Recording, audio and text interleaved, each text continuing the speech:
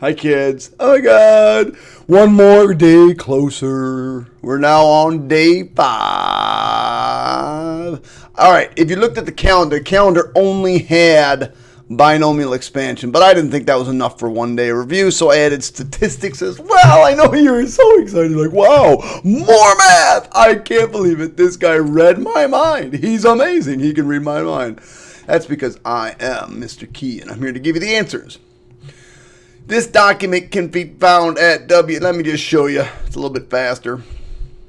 Control N. You just go to MrKrausMath.com. Under Regents Reviewed, if you're here for Algebra 2, don't click on that one. That says Algebra 1. That says Algebra 2. Don't forget, you can find all of the Regents exam videos right here, nice and neatly organized for you. If you go to this one, this is where you will find the review topics. I've already covered 4. We are now on day 5. Day 5 will come right after day 4. And finally, well, here's my calendar of events of all the things I will be doing. So the next thing that I will be doing later, probably today, is staff meeting. No, just kidding. That's so funny. Solving rational equations. Ooh, that sounds really complicated. Just difficult equations. We're going to spend a whole 45 minutes or so solving difficult equations.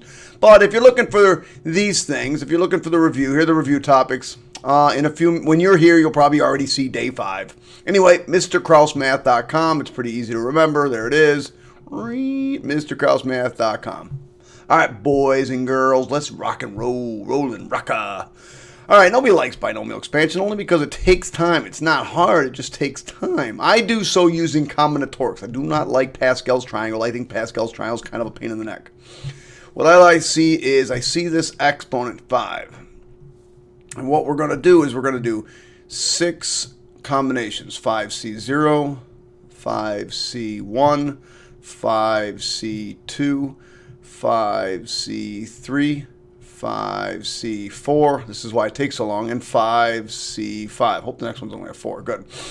So if you did Pascal's triangle, and hopefully your teacher did share with you Pascal's triangle, it always starts with 1 and ends with 1. The second number is 5, whatever the exponent is, and ends with 5. And then if you go over your calculator, and I don't necessarily need to do this because you probably already have it memorized, but if I go menu, in this case it's menu, probability, and combinations. Oops, must have clicked on something weird. It's just, in this calculator, menu 5, 3 is combinations. And then you do 5, 2. And you get 10. If you did 5, 3, it's also 10. It's symmetrical. Remember, it's symmetrical. So when the number's odd, there'll be 6 of these. 3 are the same on top, 3 are the same on bottom. Then afterwards, you go through and you do the parentheses.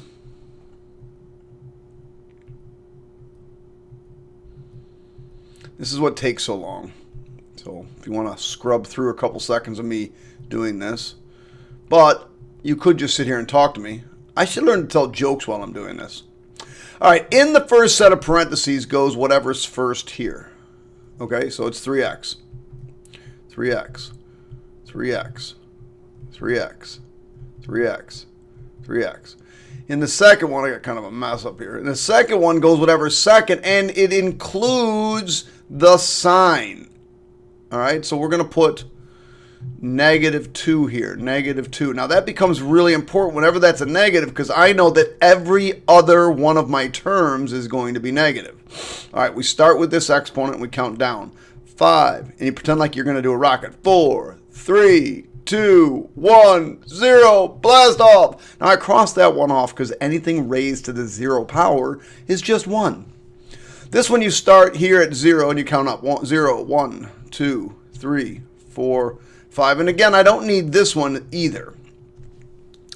So this one becomes, what you're going to do is you're going to type in all the numbers. So 1 parenthesis 3 to the 5th. I can't remember what 3 to the 5th is. I want to say 729, but I'm not sure. So it's 1 parenthesis 3 raised to the 5th power. 243? 243. Sorry, 243. So this one is 243 x to the 5th.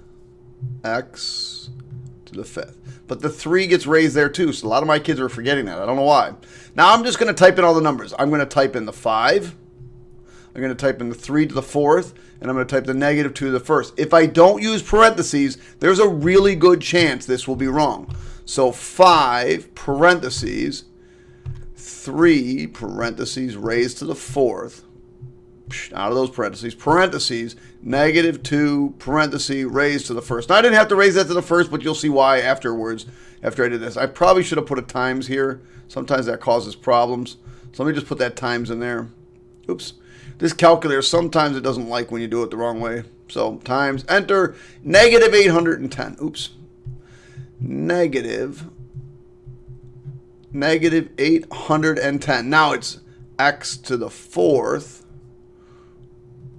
Oh, there's just x, it's just this x to the 4th. All right. Equals. So now we're going to do that same thing.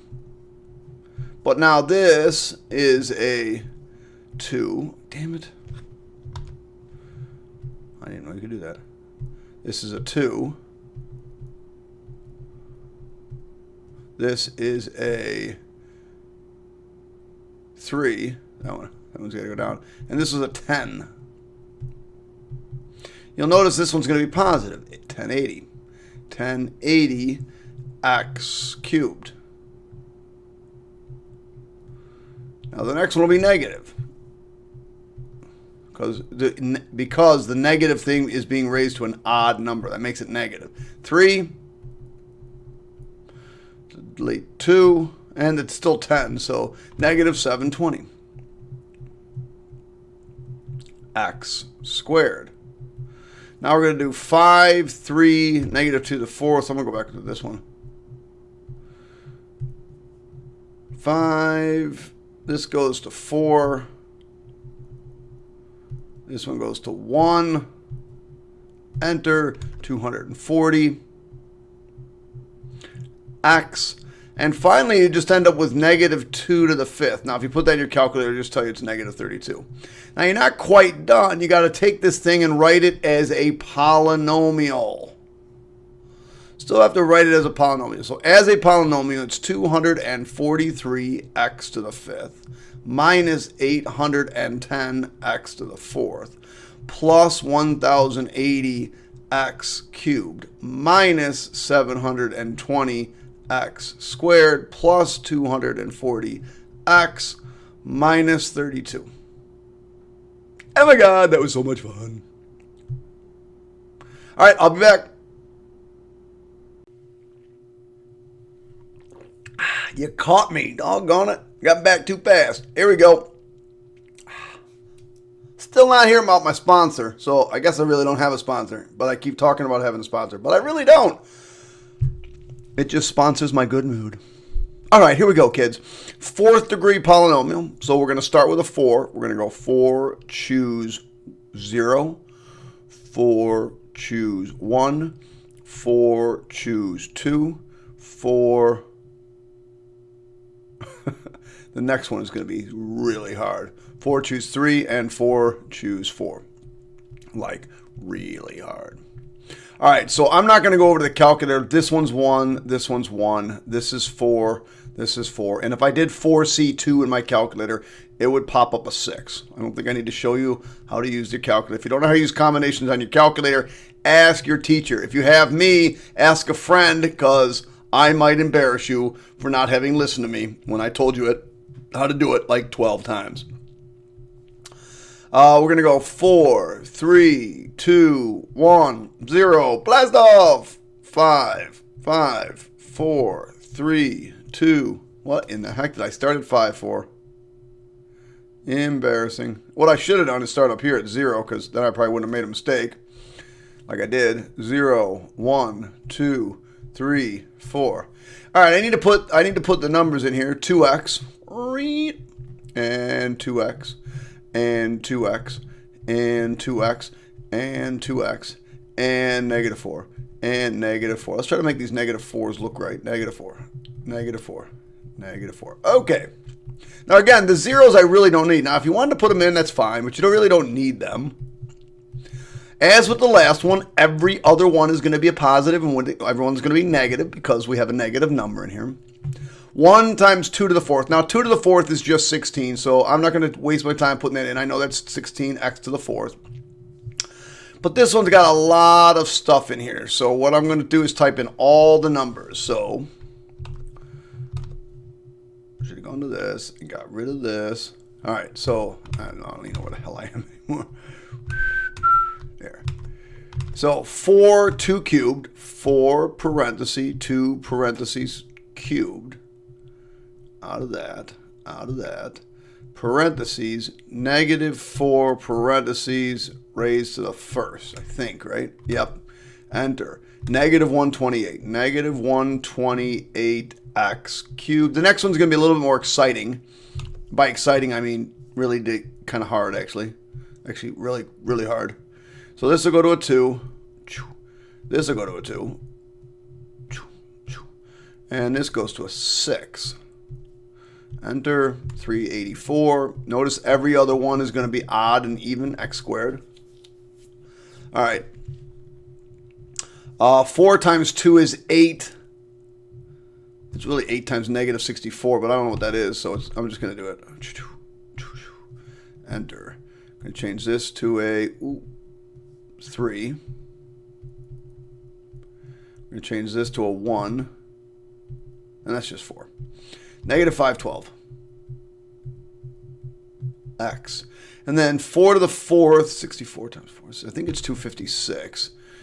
Parenthesis, negative 4, parenthesis, raised to the 4th, 256. Okay. No X. All right, so I just got to do my final answer. I'll do that down here in green. 16x to the 4th minus 128x cubed plus 384x squared minus 512x plus 256. It's probably right behind my head now. So there it is. You just line them up, put those positive. Now you can tell where the positives and negatives, right? All the negatives have negatives. Anything doesn't have a sign is just a plus sign. All right, I'll be back. Well, that was an eventful break. I actually, during that entire time, did 3/4 of this problem, spilled coffee on myself, swore by accident. I apologize for that, but you didn't hear me, so I don't know why I'm telling you about it. Now I'm back, and now I got this problem. Oh my God, I love math.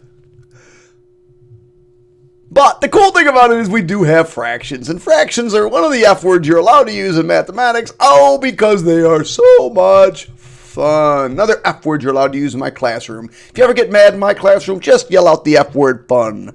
We all know what you're talking about, and nobody gets into trouble. So, 5C0. This is going to be an odd one. Nothing's changed much. This is going to be, let me make sure I'm recording, because if I have to do this 3 times, I'm going to be upset. 5C3 and 5C4. This is going to be an odd one because we do have these crazy fractions. But since the calculator really does all the work for us anyway, what difference does it make? We've already done 5. We know it ends with 5, starts with 5. The next two are going to be whatever the exponent is, 5 in this case. I mean, starts with 1, ends with 1. And then the next one will be whatever the exponent is. And then 5 choose 2 and 5 choose 3 are both 10. So let's get through this. We'll put our parentheses out. The neater you can stay with this and the more organized that you can say, notice I'm putting this right next to this, next right next to this. I mean, if you don't get your parentheses nice and neatly organized, and you know who I'm talking to, boys, you're sloppy. Don't worry, I was like that too. It's hard for me to be a little bit, I'm trying to be as neat as possible on this. Not that easy. 5, count down like you're going to do like a blast off rocket. 4, makes more fun, math. 3, see, fun. 2, 1, blast off! And then you count up 0, 1, 2, 3, 4, 5. All right, now in the first one is going to go 1/3 h. I think I put x in the last one anyway. 1/3 h. 1/3 h. Actually, the last time I used x and y, so I'm sort of glad I'm doing this over because whoever would have watched that would have been like, where'd the x come from and where did the y come from and why is that guy nuts?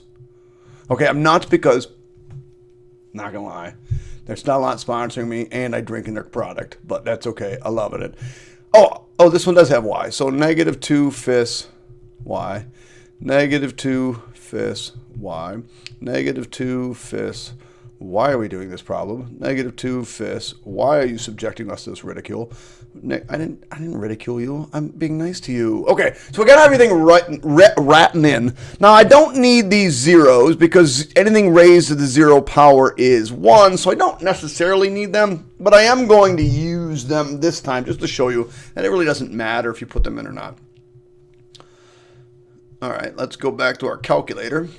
So, we're going to do 1 times parenthesis control division. Now, the first time you put this in, yes, it is a pain in the derriere to the 5th power.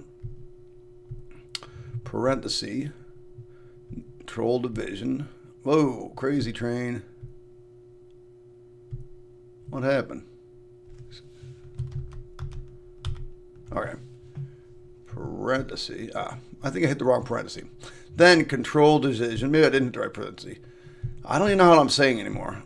-2/5. And then this one is raised to the 0 power. Again, I don't need that, but whatever. It's just going to be 1/3 to the 5th power, which is really just 1 over 243, I believe. 1 over 243. So let's get this written down.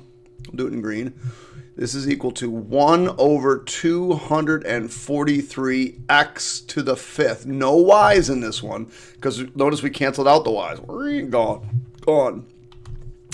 All right, so every other one's not going to be too bad to type in. I'm going to type in a 1. For those of you that have TI-84, just hit Control-Enter. I think that's what it is. 4 and a 5. And we get -2 over 81. Now it's x to the, or excuse me. Oh, why did I put x? See, there I go back to my x. H. It's h to the, and that is definitely a 4, but we'll just make it look like a 4. H to the 4th. Y to the 1st. Now you're going to notice that the h's are going to come down and the y's are going to go up. So if I want to right now, I know this one's going to be h cubed y squared. This one's going to be h squared y cubed. Notice the exponents always add up to 5. H to the 1st, y to the 4th, and the last one will just be y to the 5th. So then I don't have to worry about them anymore. I know those are done. So all I got to do is really worry about that the numbers in. And I'm just going to mess with those exponents. So now we need to put in 2. 3 and 10. So 8 over 135. 8 over 135. Now this is a cube. And this is a square. And this one will be negative. Negative 16 over 225. I told you it's going to be weird. Negative 16 over 225. And I'm just going to use this one. You'll see why. I just want to change that 5. This is going to be a 4 this time. And this is going to be a 1 this time. And it's 16 over 375. And well, this one's the 5 this time. And this one's the 0 this time. This one will be negative 32 over 3125. Negative 32 over 3125. Now, since this is kind of long, I'm just going to put it right here. So my final answer would be 1 over 243x to the... I love x. X is my friend. I love it. H to the 5th minus 2 over 81 h to the 4th y plus 8 over 135 h cubed y squared minus 16 over 225 h squared y cubed plus 16 over 375 h y to the 4th, that's a 4, See, on an exam that might be marked wrong, so make sure things look like 4s. Minus 32 over 3, 1, 2, 5, y to the 5th. Holy crap. Okay, that's the last one of those. Now we're going to ask like they might normally ask this question. Why are these all messed up like this? That's weird how those pages came in like that. Oh, anyway, it doesn't matter. So this one just says, what is the third term? Like, really, could you imagine doing 8 of these? That would be 9 terms, right? When that's an 8, because you go 0, 1, 2, 3, 4, 5, 6, 7, 8. So I need the third term, which is nice. I only want the third term. So what I'm going to do is 1, 2, 3. This is the term I want. So I just do that so that I don't screw up, because here's the weird part. You're going to go 8, choose 0, 8, choose 1, and 8, choose 2. People that don't do this and say, hey, I want the third term, they always go to when this equals 3. And then that's one term too many. So just be really, really cognizant of that. I don't know what 8, choose 2 is, so I do have to do it on my calculator. Menu 5, 3, enter. Oh my goodness, what am I doing? 8, comma 2. 28. Totally forgot about that. All right. Parenthesis, parenthesis, parenthesis, parenthesis. Notice I don't care about all the others. All I care about is the third one. Now remember, 8, 7. This is going to be a 6. And they have to add up to 8. So this has to be a 2. If you don't know that, 0, 1, 2. And the first one goes to 3x. And the second one just goes to 2. So I know my answer is going to be something x to the 6th power. So now I just got to type all the stuff in that's numbers. Boy, this is so much easier. So I'm going to do 28, parenthesis, 3, parenthesis, raised to the 6th, parenthesis, 2, parenthesis, squared. 81, 648. All right, that looks terrible. 81, 648, x to the 6th. 81, 648, x to the 6th. There it is. Done. All right, 5th term. Okay, so it's a little bit more difficult, but not much. So 1, 2, 3, 4, 5. I want this term. So we're going to go 6, choose 0, 6, choose 1, 6, choose 2, 6, choose 3, and 6, choose 4. Now 6, choose 4. I don't remember. Menu 5, 3, 6, comma 4. Enter 15. So this is equal to 15. 2 sets of parentheses. In the first one goes 3x. In the second one goes negative 2y. Let's go. 6, 5, 4, 3. This is a 2. Exponents have to add up to 6, so this has to be 4. But let me check it. 0, 1, 2, 3, 4. Good. So now all I got to do is type the numbers in. Now, I know that it's going to be x squared y to the 4th. Y to the 4th here, x squared here. Now I just got to type the numbers in. So 15, parenthesis, I have no idea, 3 squared, 3, parentheses, squared, parentheses, negative 2 to the 4th, negative 2, parentheses, raised to the 4th, 2160. And there, kids, is my answer. All right, that's it for binomial expansion. Pretty simple, straightforward. Now let's do a little bit with statistics. I'll pause and I'll be back in a minute. Okay, then. Let's go. We're back. We're going to go.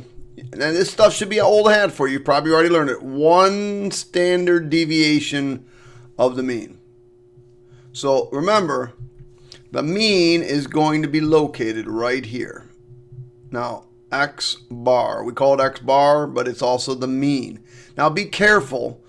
Just because these have lines, this is 1 standard deviation, and this is 1 standard deviation. And these numbers ought to come. Now, when I say within, it's to the left and to the right. You got to go positive, you got to go negative. So if I go within 1 standard deviation of the mean, I'm going to add up these 4 numbers. That should be a number you're very familiar with, 68.2%. If I go 2 standard deviations, that's out to this far. I'm going to add in 68.2 plus these, and I get 95.4%. And if I keep going out to 3 standard deviations, the only thing I'm not going to include is that 0.1 and that 0.1. That means I'm at 99.8%. So those are numbers that you should be very, very familiar with. It shouldn't be a surprise to you. But that's only if things are normally distributed. So normally distributed. If you don't see the words normally distributed, we can't be thinking in terms of that graph. All right, so on a nationwide exam, the Adams School had a mean score of 875, a standard deviation of 12. The Boswell score had a mean score of 855 and a standard deviation of 20. In which school was the greater consistency in the scores? Explain how you arrived at your solution. All right, greater consistency. If you remember correctly, that standard deviation measures how spread out the data is. You don't have, this is just data is. So standard deviation measures how spread out the data is. If you're very consistent, you're going to have a very small standard deviation. So the smaller the standard deviation, the more consistent the scores. The more spread out it means you had some really, crazy fluctuations, and it's just kind of the data's all over the place. So the answer to this simple question is Adams School. Adams, I should be drawing this over here. Adams School had greater consistency.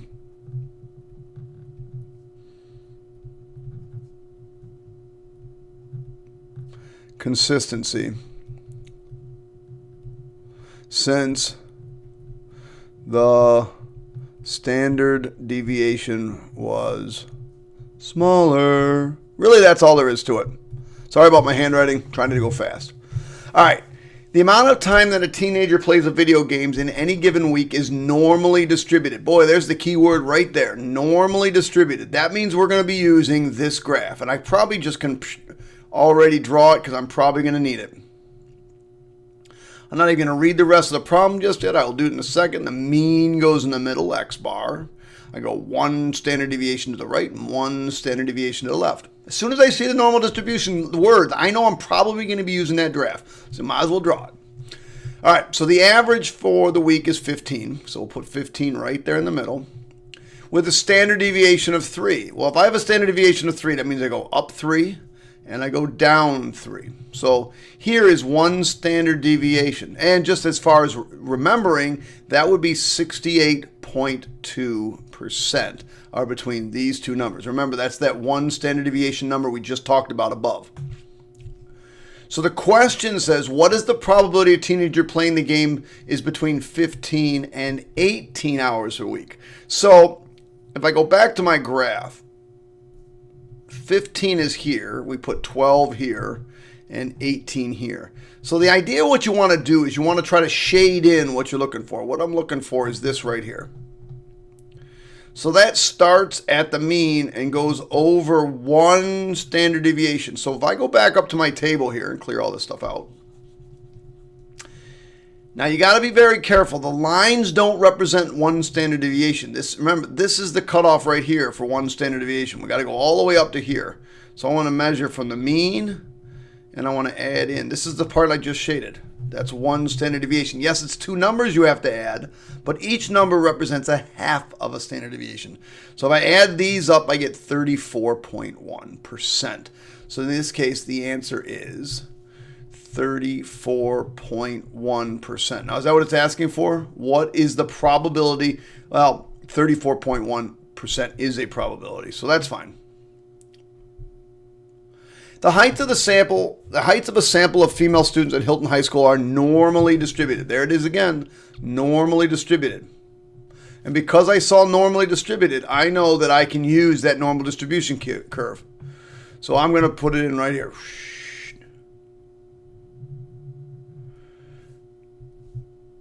Mean, we said a mean height of 65 and a standard deviation of 0.6. Okay, so that's 65.6 and 64 point. Man, I don't know what it is about fours. I got to do a better job with my fours. 64.4. That's one standard deviation down and one standard deviation up. Now I'm going to see what they're asking about. What percent of scores are between 63.8 and 66.2? Now here's the trick. If those numbers aren't on your graph, you need to get them there. Not just by putting them there. You have to get there by using the standard deviation. So what we'll do is we'll go up one more standard deviation. So if I add another 0.6 to this, that would be 66.2. Oh, that's this one. Oh, that's cool. And if I subtract another standard deviation from this 0.6, that would be 63.8. Oh, that's this one. Oh, okay. So that would be down. You can't just put them there. You have to go down 0.6 and then down another 0.6. You got to go down by the standard deviation, because sometimes these numbers will be right in the middle. They'll be like a half a standard deviation. But in this case, I went down 2 standard deviations and up 2 standard deviations. And you remember from what we put up here, remember, 2 standard deviations right here, 95.4%. So what is the probability? What percent is 95.4%? Boom. What percent of the samples between above what heights in inches would the top 2.3% of this population found? So this is what I want to do. I'm going to draw it. I'm going to put those numbers back on here. So this was 65. We'll try to do it kind of small. Maybe I should blow this up a little bit.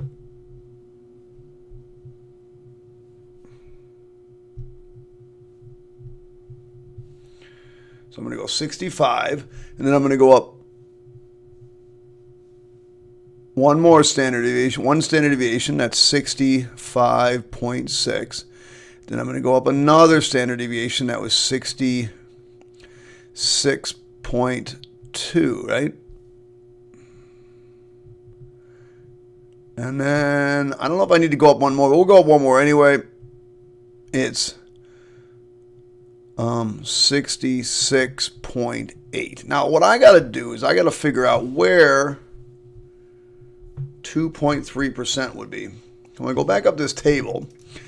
Now, hold on a second. I don't remember what it was, what it said. It just say, I want to know where the tall kids are. At above what height in inches would the top 2.3% is? So what I want to do is go to my table here, and I want to find the top 2.3%. So if I was shading, that would be 0.1.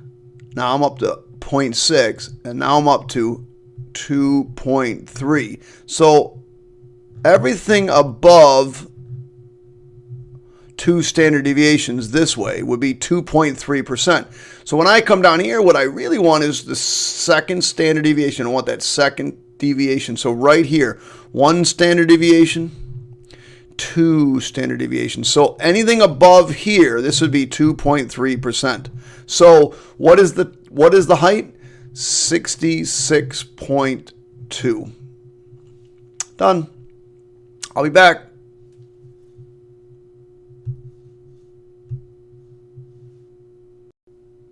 All right, here we go. Back to number 10. A set of scores has a normal distribution, distributed normally. Boom. Let me go on my graph because I'm probably going to need it. That's really an awful one. Mean, 1 standard deviation left, 1 standard deviation right. Mean score of 70. Standard deviation of 6. I'm going to add 6. I'm going to subtract 6.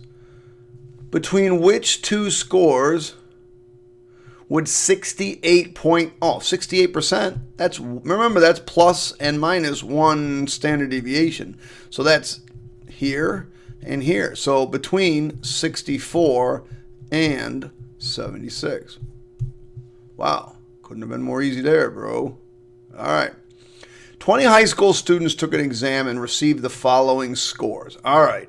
So now we've got to put these in our calculator. Doggone it, I don't have a copy of this by paper. Oh, I don't want you. Get off my screen. Okay. Get off my screen now. All right, so what I want is this. So 70, 60, 75. So I'm going to go over here. I'm going to go here.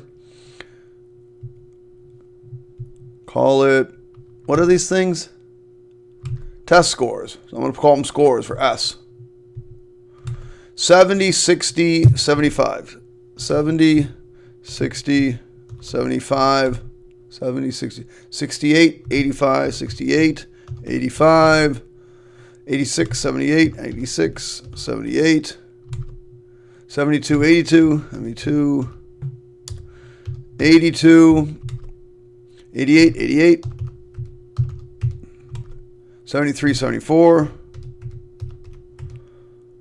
Oh, now I can just do them. 79, 86, 82, 90, 92, 93, 73. Most common mistake with these is not putting in the numbers correctly. If I had time, I'd go back and check them. On the Regents exam, you will absolutely check these. Otherwise, you will get it wrong. So we want to determine the percent of students scored with one standard deviation of the mean. So the first thing we're going to have to do, if we want to find one standard deviation, is we got to calculate one variable statistics. So we're going to go to Menu, 4 for statistics, 1 for stat calculations, 1 variable statistics. Click OK. We called our list S. We click OK. So in this case, our X bar is 79.7. By the way, it's not okay not to show your work here, kids. You need to say, okay, my X bar, which is my mean, is 79.7. My standard deviation, oh, wait a second. 20 high school students took an exam and received the following score. Notice it didn't say this is a sample. It just said 20 high school students took the exam. So because it's not saying the word sample, we're going to assume we are dealing with the population standard deviation, which is this one right here, 8.706. So 8.706. Now, in this case, it really is not going to make a humongous difference, but it will. So we want to determine what percent of students scored within one standard deviation of the mean. Well, the first thing I got to do is figure out what one standard deviation of the mean is. So I'll go to my calculator, and I'm going to do 79.7, and I'm going to subtract off 8.706, 8.706, and I get 70.994. So 70.994, and I'm going to add it.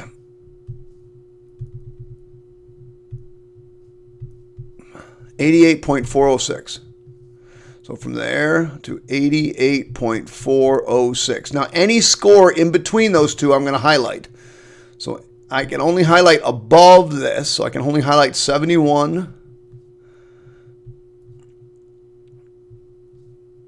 78's good, 72's good, 82's good, 88's good, 88's good, 73's good, 74's good, 79's good, 86 is good, 82 is good, 90's too high, 92's too high, 93's too high, 73. So let's see. No 70, no 60, no 68. I think I got them all. All right. So the question says, what is the probability, what is the percent of students that scored within one standard deviation? So 1, 2, 3, 4, 5, 6, 7, 8, 9, 10, 11, 12, 13, 14. 14 out of 20. But it said percent. So 14 divided by 20 is 7 out of 10. So this is 70% is the answer to the question, because 14 out of 20, so 70%.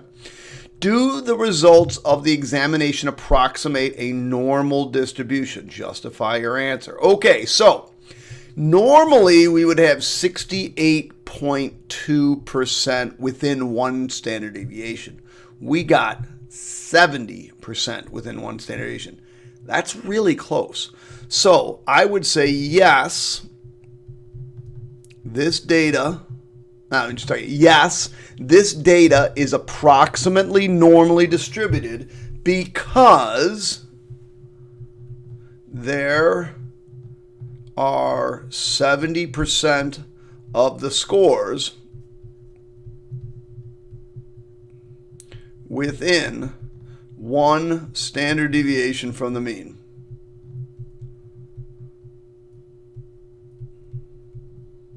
Which is very close to 68.2%, which is what we would expect. So, yeah, it's a guessing game. You know, if I had 60, I'd say probably not. That's too far away. That's 8%. If I had 66, 65, it's approximately normal. Okay. As long as you justify your answer with some data, you're pretty good. So the set of scores is normally distributed. Ka-cham. There we go. There's our signal. We're going to draw this picture. See how good I can draw this picture. That's better. Blue. And a mean of 70. Standard deviation of 6. Didn't I already do this one? Which two scores? I might have already done this one. 64 to 70. That's really weird. I must have accidentally copied that twice. That was fun. I'll come back.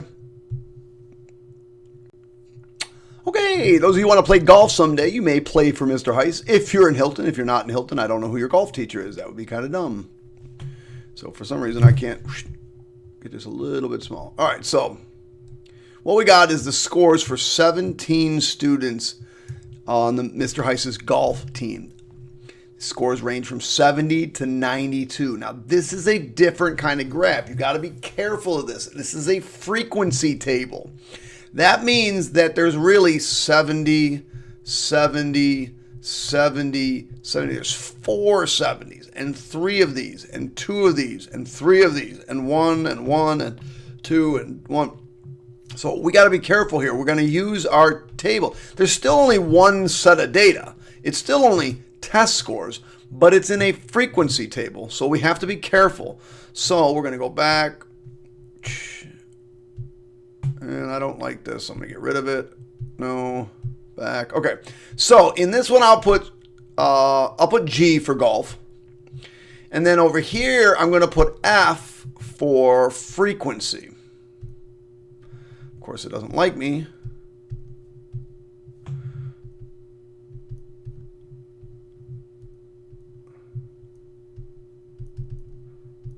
All right, let's try that again.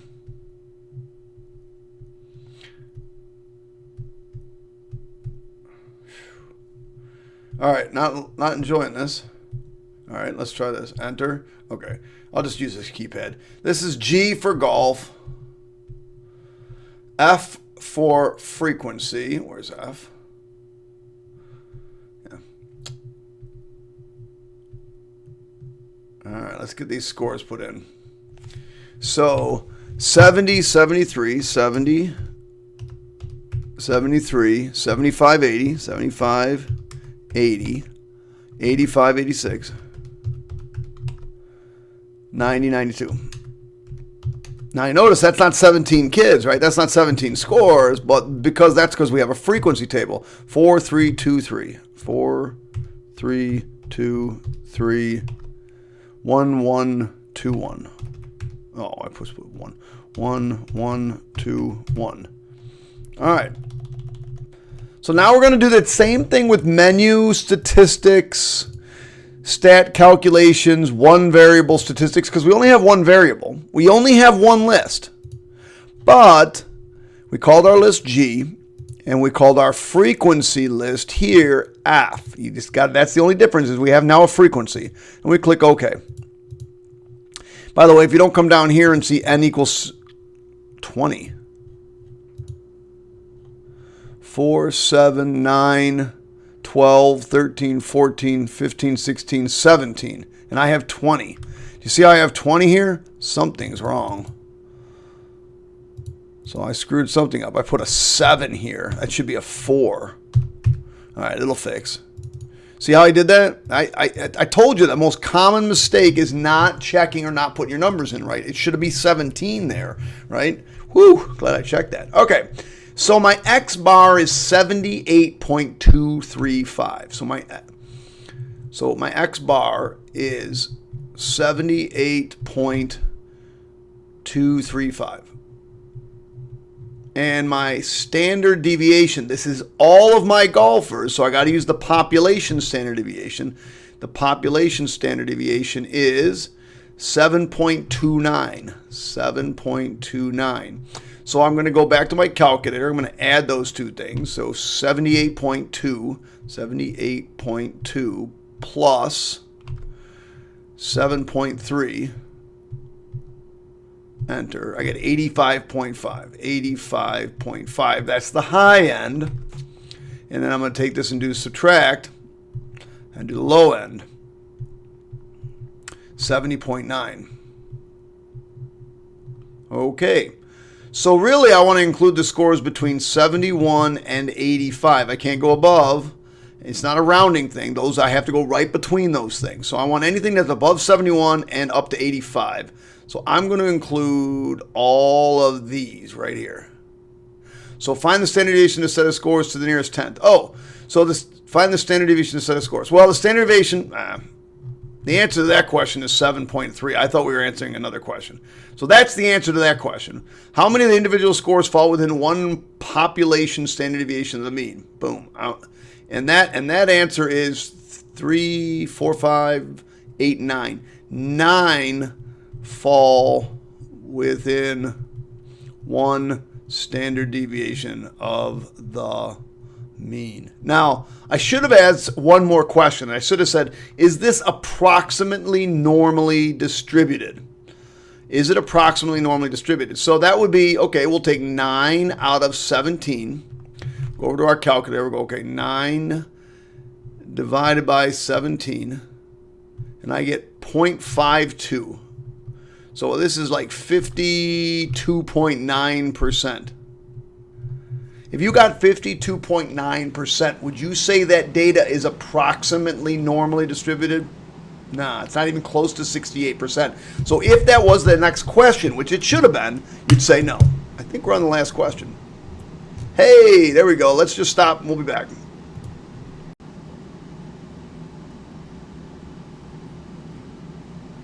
Oh my goodness. Gotta have my coffee. It's like 12 o'clock in the afternoon. How am I gonna stay awake? Anyway, Christina participated in 20 basketball games this year. Hopefully these add up to 20. 4, 7, 12, and 8 is 20. Perfect.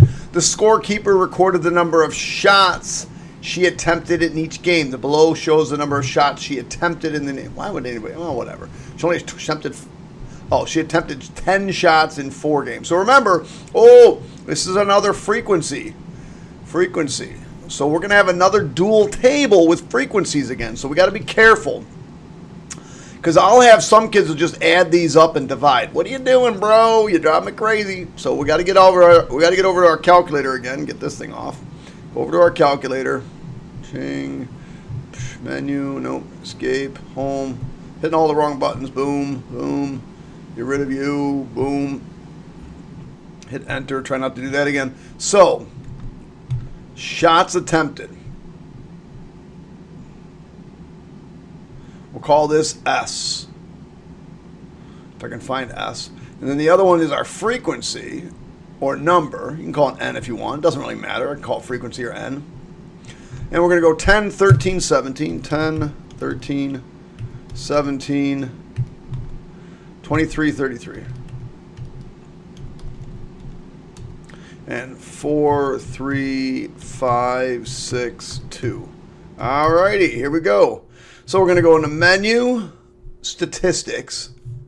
We still only have one variable, one stat, one variable statistics. We only have one list, but we called the list S, and we called our frequency list N for the number of games, and we click OK. So what is the average number of shots she took per game? 18.4. What is the mean number of shots she attempted? 18.4 shots. Find the standard deviation to shots. Now, she played in 20 games, and they recorded the shots in all games, not just the sampling of her games, in all games. Because it's all games, we're going to use our population standard deviation, rounded to the nearest tenth. 68, well, we're going to write it down, 6.8. 29348, 29348, and our answer is 6.8. Boom, there it is, to the nearest tenth. What is the total number of games in which she attempted fell outside one standard deviation of the mean? So what we got to do is we got to take 18.4, and we're going to add and subtract 6.8. So 18.4 plus 6.8 equals 25.2.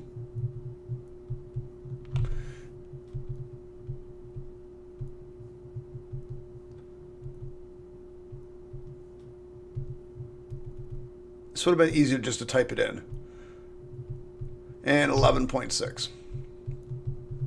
So I need all the games that are above 11.6, which is really just 12 games, and below 25 games, or 25 and below. So 12 and 25 are the ones I need. Let's see. So these are all of the ones between 12 and 25. So these are the numbers wait a second, I want outside one standard deviation. So that actually means I need these numbers. These are the ones that are outside one standard deviation. So the answer to that question is 6. So then the next thing I said, is the data approximately normally distributed? Well, that means, let's see, I've got 14 games out of 20. Oh, man, we got these same numbers, which, again, we already found out was 70%. And just like before, since this is close to 68.2%, you would have to say something like, yes, the data is approximately normally distributed because in 70% of the games, or 70% of her games are within one standard deviation of the mean. And we would expect somewhere around 68.2%. And since 70 is close to 68.2, yet the answer is yes. And there, you got to explain it using math. You can't just like, well, I'm just looking at the data, and I had a couple kids put that on. Well, looking at the data, it's kind of like a couple are here and a couple are there, but it kind of looks like it's in the middle, so it kind of looks normal to me. You're not normal. Just kidding. Anyway, that's it. Day 5 over with. As in some of the weirdos in my class school say, bodied. Bye. Bye. Have fun storming the castle.